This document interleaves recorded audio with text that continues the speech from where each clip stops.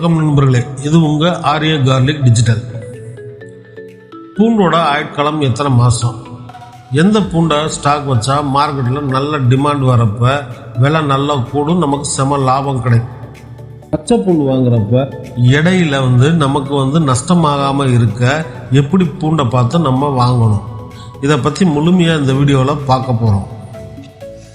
பொதுவாக பூண்டுங்கிறது 6 மாத கால பயிர். ஜனவரி மாத கடைசியில் தரப்பூண்டை பொறுத்தளவுக்கு பச்சைப்பூண்டு புது பூண்டுகள் வரும். இந்த பூண்டுகள் 6-7 மாதங்களுக்கு புழக்கத்தில் இருக்கும். அதாவது ஜனவரி மாதத்தில் வர பூண்டுகள் ஜூன் கடைசி இல்லை ஜூலை ஃபஸ்ட்டு முடிய இந்த ரக பூண்டுகள் வந்துக்கிட்டு இருக்கும். அடுத்த சீசன் ஜூலை கடைசிலையோ இல்லை ஆகஸ்ட்லேயோ, அதாவது ஒரு மாதம் முன்ன பின்ன ஆகலாம். இந்த காலகட்டங்களில் அடுத்த சீசன் ஸ்டார்ட் ஆகிரும். இந்த மாதிரி மாறி மாறி 6 மாதத்துக்கு ஒரு வாட்டி நமக்கு வருஷம் 365 நாட்களுமே தரப்புடுகள் வந்துக்கிட்டு இருக்கும். ரெண்டாவது, பெரிய ஹோல்சேல் வியாபாரிகள் இந்த மாதிரி பூண்டுகள் பச்சை பூண்டு வர டயங்களில் விளைச்சல்கள் அதிகமாக இருந்துச்சுன்னா, அதாவது சீசன் எண்டில், சீசன் முடிய போகிற டயங்களில் பூண்டுகள் டிமாண்ட் ஆகிறதுக்கான வாய்ப்புகள் இருக்குது இந்த வருஷம் அப்படின்னு ஒரு கணக்கீடு போட்டு அவங்களுடைய கணிப்பு பிரகாரம் விலை கூடும் தெரிஞ்சால் மட்டும் பூண்டுகள் பச்சை பூண்டு வர டைமில் வாங்கி ஸ்டாக் வைப்பாங்க.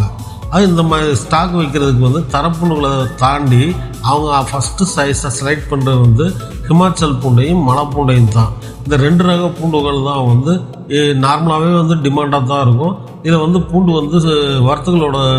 வர்த்தகள் குறைஞ்சிருச்சுன்னா ரொம்ப டிமாண்ட் ஆகிறப்ப விலையும் தாறுமாறாக கூடும். இந்த மாதிரி காலகட்டங்களில் அவங்க ஸ்டாக் வச்சுருக்கிற பூண்டை சேல்ஸ் பண்ணோம்னா நல்ல அருமையான லாபம் கிடைக்கும். அதனால் ஹோல்சேல் பெரிய வியாபாரிகள் அதிகமாக ஸ்டாக் வைக்கிறதுக்கு அதிகமாக செலக்ட் பண்ணக்கூடிய பூண்டு ரகங்கள்னு பார்த்திங்கன்னா, ஒன்று ஹிமாச்சல் பூண்டு, அடுத்து பார்த்திங்கன்னா கொடைக்கானல் மலை பூண்டு. இந்த 2 ரக பூண்டுகளை தான் அதிகமாக ஸ்டாக் வைப்பாங்க. அடுத்து பச்சை பூண்டு வர்றப்போ நம்ம எப்படி பூண்டுகளை பார்த்து வாங்கணும். பச்சை பூண்டுகள் வர்றப்போ ஈரப்பதம் இருக்கிறதுனால பார்க்குறதுக்கு எல்லா பூண்டுமே நல்லா விளைஞ்ச பூண்டுகள் மாதிரி தான் பார்க்க நல்ல பெருவட்டாக திரைச்சியாக தான் இருக்கும். ஆனால் ஒரு பூண்டை எடுத்து உரித்து பார்க்கணும். உரித்து பார்க்குறப்போ ஒரு தோல்லையோ 2 தோல்லையோ பூண்டு பருப்பு வந்துச்சுன்னா எடை குறைகிறப்போ நமக்கு அதிகமான தோல்கள் இருந்தால் தான் அந்த தோலில் இருக்கக்கூடிய ஈரப்பதம் ட்ரை ஆகிறப்போ வெயிட் லாஸ் ரொம்ப அதிகமாகும். ஆனால் 1 தோல் 2 தோல் இருக்கிறப்போ நமக்கு வெயிட் லாஸ் அதிகமாக இருக்காது. அதனால் அந்த ரக பூண்டுகளை நம்ம பார்த்து வாங்கணும்.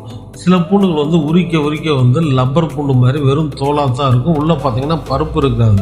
அந்த ரக பூண்டுகள் சரியாக விளைச்சல் இல்லாத காரணத்தினால வெறும் சண்டு மாதிரி தோலோட இறுக்கத்தில் மட்டுமே அது பார்க்குறதுக்கு பூண்டோட சைஸு நல்லா பார்க்குறதுக்கு நல்ல திரைச்சியாக தான் இருக்கிற மாதிரி இருக்கும்.